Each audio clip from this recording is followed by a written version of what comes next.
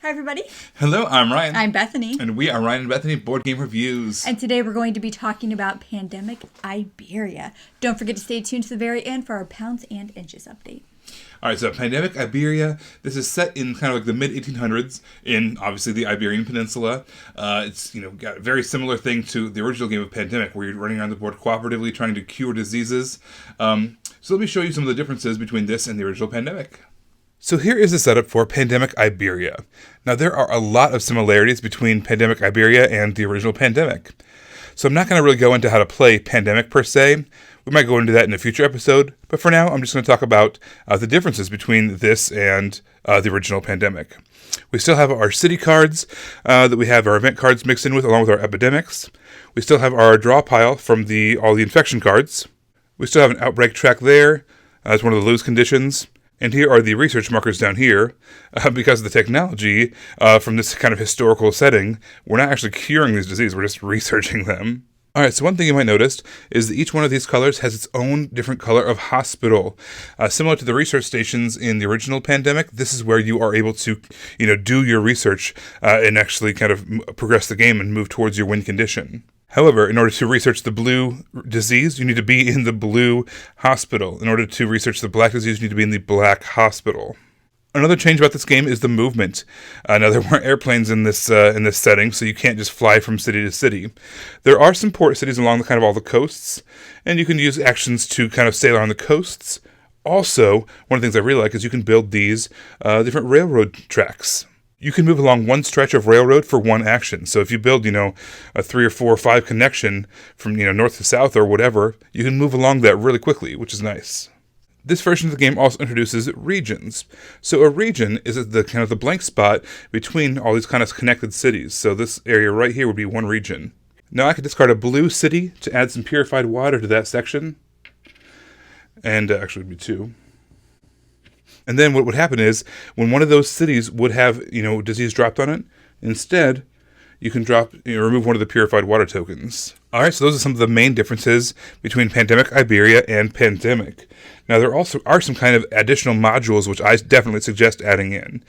So to make it difficult, you can do, 4, 5, or 6 different epidemic cards shuffled into that player deck.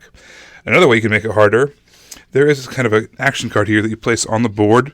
You cover up that part of the board there, and what it does is it adds in another facet of the game. When you have the hospitals on the board, patients are going to try to rush to those areas.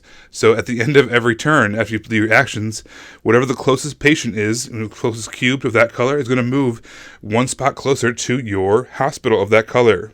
And in that way, the hospitals can get overrun really quickly, so it's one additional thing to manage.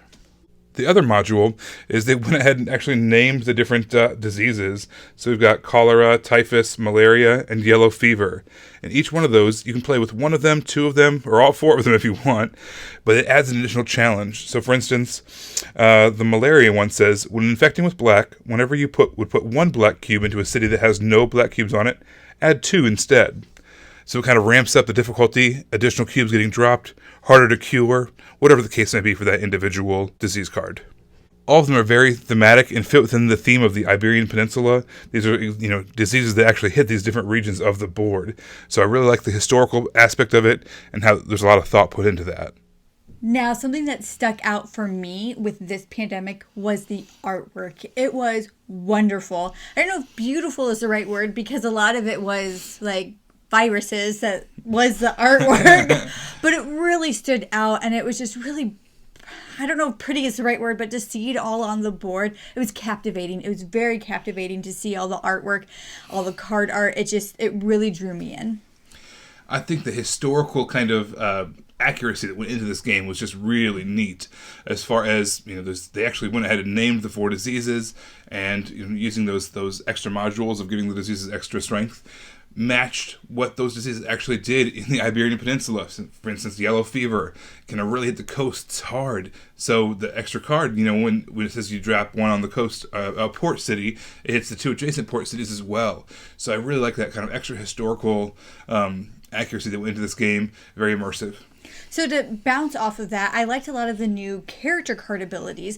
A lot of them were different than just the normal Pandemic game, but they were relevant to the game that was being played. So it made a lot of sense, the character abilities. They were different, they were fresh, and they made sense with how this particular pandemic worked. All right, so I think that in addition to the historical accuracy with the diseases, the historical accuracy within the game other ways too. So, for instance, you're not curing the diseases; you're just researching them. And the modes of transportation, you're going by boat and by rail as opposed to by plane. I think the extra mechanism of having the railroads, that network building throughout the the board was really fun. That's my favorite action to do is build the railroads all over the place. And people coming to the hospital. Oh yeah, and the other as a module of people, kind of flooding the hospitals trying to get that, treatment. I thought that was a really neat extra module that we recommend playing with. I really, really, really enjoyed this pandemic. Like I said, with the artwork, it just drew you in. It was very captivating. I liked all the new character cards and how it played and how it just thematically made sense. Not like it didn't make sense before, but I felt like it was a new game while still being pandemic. I really enjoyed it. We love cooperative games. We always have. And one of the first games that we played cooperatively was Pandemic. All right, so probably pretty soon here, we're going to make a ranking of all of our pandemics.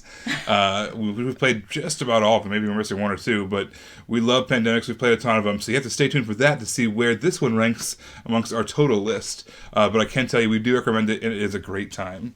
Thank you so much for watching. Don't forget to stay tuned until the very end to hear our pounds and inches update. But until then, bye everybody. Guys.